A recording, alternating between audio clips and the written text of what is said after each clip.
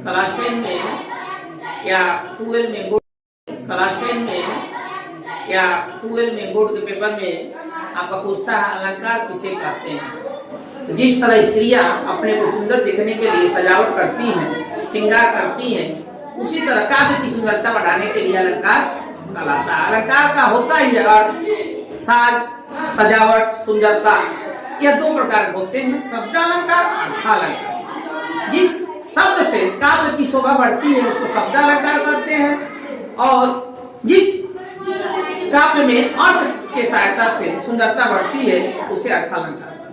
शब्दालंकार आपका तीन प्रमुख जो है, पहला है अनुप्रास अलंकार। इसमें एक ही वर्ण में एक अक्षर कई बार आते हैं, उसको अनुप्रास अलंकार कहते हैं। जैसे तरनी तनुजा तट तमाल, तरु और बहुछार, इसमें तो कई बार आया हुआ है।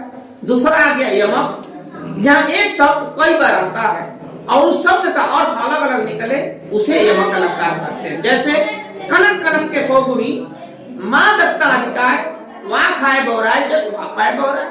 इसमें कनक का दो अर्थ आता है। एक कनक कांट होता है सोना, गोल्ड, जिसको कहते हैं गोल्ड आभूषण जिससे पहना जाता है। एक कनक का अर्थ होता है धतूरा।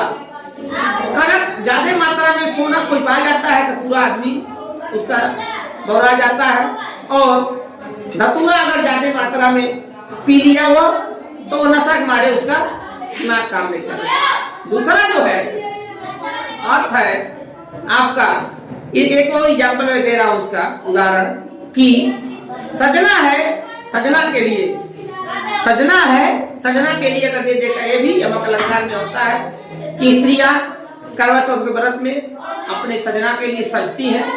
एक सजना का दो अर्थ निकल रहा है। जो तीसरा जो अर्थ है, तीसरा एग्जाम्पल है, उर्मिला उर्मिला विदा करो, यह समय नहीं है रोने का, यह भी यमक अलंकार में होता है। उसके बाद तीसरा शब्द अलंकार के जो भेद है वह है सलेश अलंकार। एक ही शब्द के दो अर्थ निकलते हैं। जैसे रहीमन पानी राखिए, बिन पानी सब सूर, रहीमन पानी राखिए, बिन पानी सब सूर, अब पानी गए न उबरे, मोती मानुष चूर। यह आपका सलेश अलंकार है, जिसमें पानी के कई अर्थ निकला है, ठीक ना।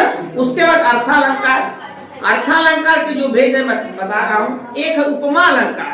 उपमा अलंकार में योजक शब्द के बाद योजक चिन्ह होता है। योजक चिन्ह के बाद योजक चिन्ह है, योजक चिन्ह, योजक चिन्ह के बाद सा से सी, सा से